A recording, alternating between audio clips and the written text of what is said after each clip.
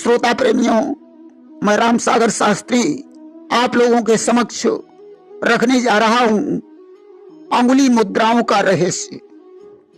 देखिए, अंगुलियां शरीर का एक अत्यंत मूल्यवान अंग हैं। कई बीमारियों का पता अंगुलियों से ही लगाया जा सकता है।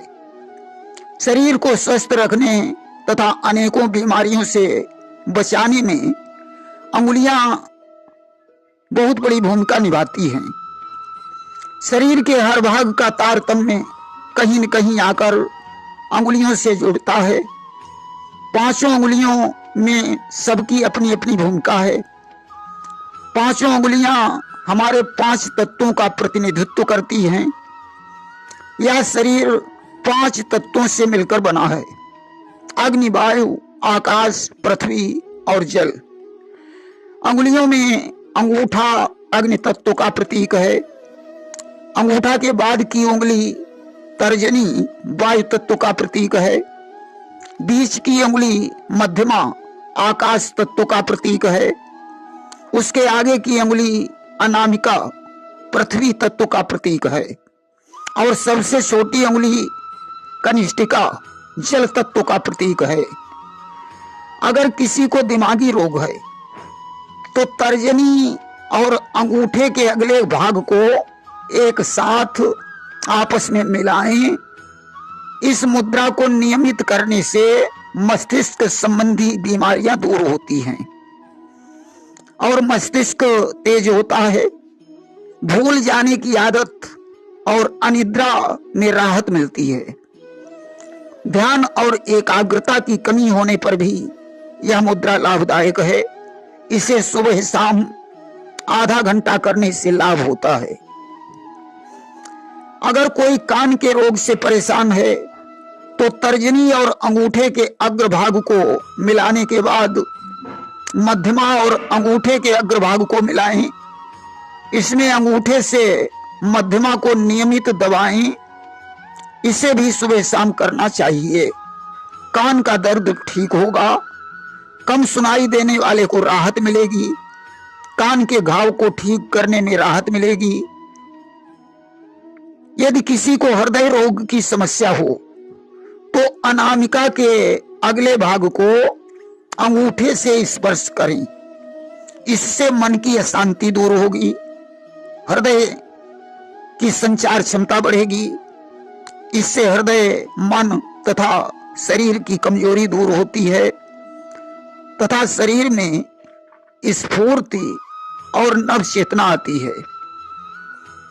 इसे दिन में 2 बार कम से कम आधा घंटा करना चाहिए। बीमार व्यक्तियों के अलावा स्वस्थ व्यक्तियों को भी यह मुद्रा लाभदायक है। त्वचा रोग से जो व्यक्ति परेशान हैं, उन्हें छोटी उंगली को और अंगूठे के अग्रभाग को परस्पर मिलाना चाहिए। इससे शरीर में जल की कमी या पानी की अधिकता, रक्त की कमी, अशुद्धि के अतिरिक्त त्वचा संबंधी रोगों में लाभ होता है। इस मुद्रा से त्वचा में निखार आता है, त्वचा शुष्क नहीं पड़ती, चेहरे पर होने वाले मुहासे भी दूर हो जाते हैं। इस मुद्रा को नियमित दिन में 2 बार करना चाहिए। गठिया रोग से परेशान अथवा लकवा, संधिपात यानी जोड़ों के दर्द से परेशान लोगों को अंगूठे को तर्जनी में रखकर नीचे को दबाना चाहिए। इस मुद्रा का नियमित करने से हृदय, रक्त संचार की गति तेज होती है। इस मुद्रा को भी दिन में 2 बार करना चाहिए। जो व्यक्ति दमा रोग से परेशान हैं, उन्हें तर्जनी को अंगूठे के किनारे, मध्यमा तथा अनामिका के अगले भाग को अंगूठे के अग्रभाग पर रखना चाहिए। इस मुद्रा से दमा, श्वास लेने में कठिनाई, हृदय विकार, श्वास संबंधी विकार दूर होते हैं। इसे भी सुबह शाम करना चाहिए।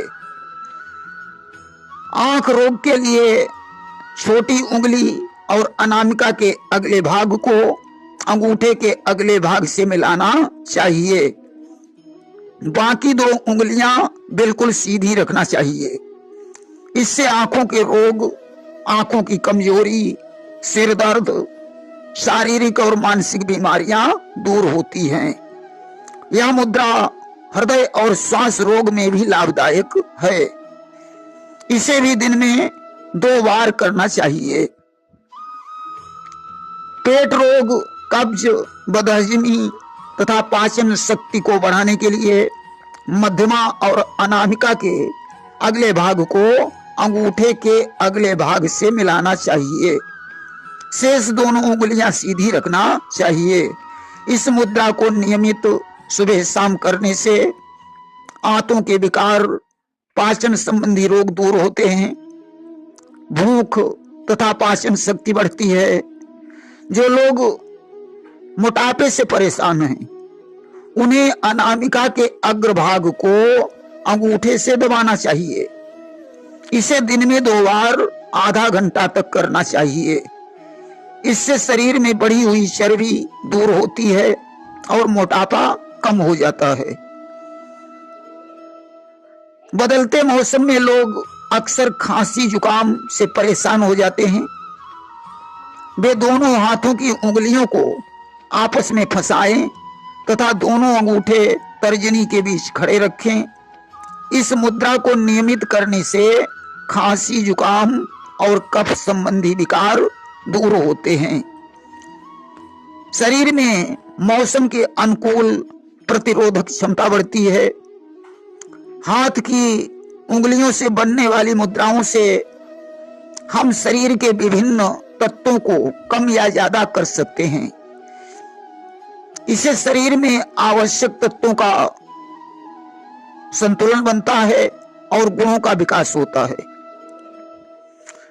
उंगली मुद्रा करने का समय सुबह और शाम है। कम से कम आधा घंटा करना चाहिए। पहले दिन 10-15 मिनट, फिर धीरे धीरे समयावधि बढ़ाना चाहिए। इस प्रकार उंगली मुद्रा से कई प्रकार की बीमारियां ठीक की जा सकती हैं। प्रेम से बोलिए वृंदावन बिहारी लाल की जय।